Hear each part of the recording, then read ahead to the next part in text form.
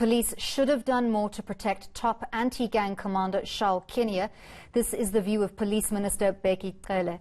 He was speaking after visiting Kinnear's family in Bishop Lavis today. The investigator was working on several high-profile cases when he was shot dead outside his home yesterday afternoon. Let's get some reaction to this now from Police Union Popcru's Richard Mamabolo. Thank you very much, sir, for your time. So, Colonel Kinnear had in the past received protection due to several threats on his life. He recently applied for protection as he was working on several high-profile cases.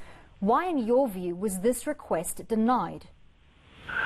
That is precisely what is bothering us, because I think it was quite obvious that he was working on high-profile cases. And of course, last year there was a previous threat to his life where a grenade was almost thrown into his yard. So it was well known that his life is at risk.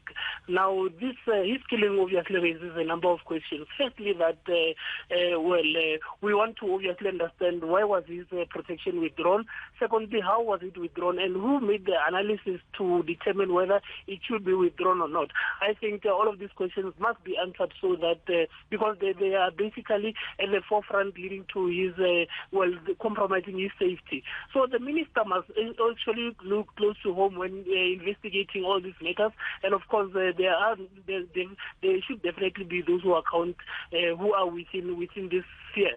We think the killing is clearly premeditated, and of course it could have been averted. So it's a little too late to apologize and to say police could have done better. Whilst even in the past year we had been warning as Popcru about the levels of infighting within the province in relation to fighting gangsterism. So those are some of the issues that we think should obviously be taken up. The 72-hour activation period must definitely be effective. And of course, I think we are getting tired of hearing the minister making a lot of promises. We need action now. We are tired of the talk. You know, he's been talking, yet there has not been any follow-up action with regards to that. But again, we need to know that even in the previous month, we've seen such types of killings, which one of them occurred in Pretoria, where an NPA person was killed due to the high-level investigations that he was conducting.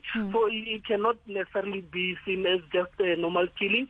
But of course, as well, it's quite worrying that we're beginning to see a lot of police killings. There was another police... Mr. Mamabolo, I'm going to jump in there, and I want to ask you about the timing of this assassination. I'm going to call it an assassination. It was clearly a targeted hit on a top official. It wasn't random or opportunistic. Do you think that it was timed to prevent Colonel Kinnear from partaking in a specific investigation, or to prevent Colonel Kinnear from exposing possible corruption within the police force?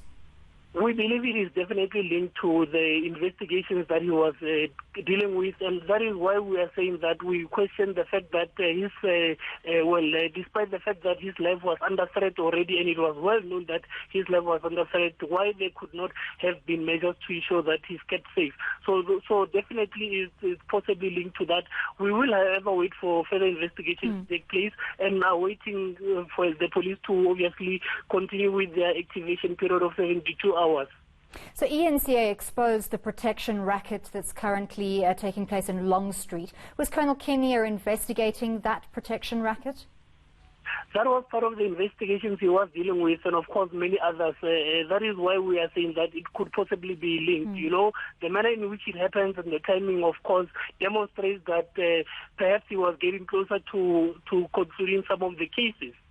So, Police Chief, Minister of Police Bheki Cele has admitted that certain things could have been done better, but a man has lost his life, a family have lost their loved one, and ultimately the state has lost a valued and respected asset, a man with over 30 years' experience in the police force. This is a crime against the state, and if the state had a hand in it, whether by neglect or by criminal intent, it should be exposed and prosecuted.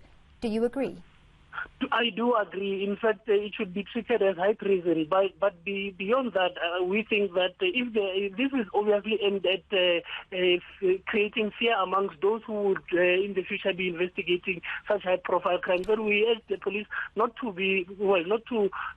recruit on the basis of this. But of course, if there are any internal meddling with regards to this issue, specifically those who had declared that he does not need the kind of security that would have been fit to prevent such an occurrence, we think they should also take accountability. You know, whenever assessments are made on the threat of an individual, they should be done so in a manner that ensures that these people, of course, do not find themselves vulnerable to such criminal acts.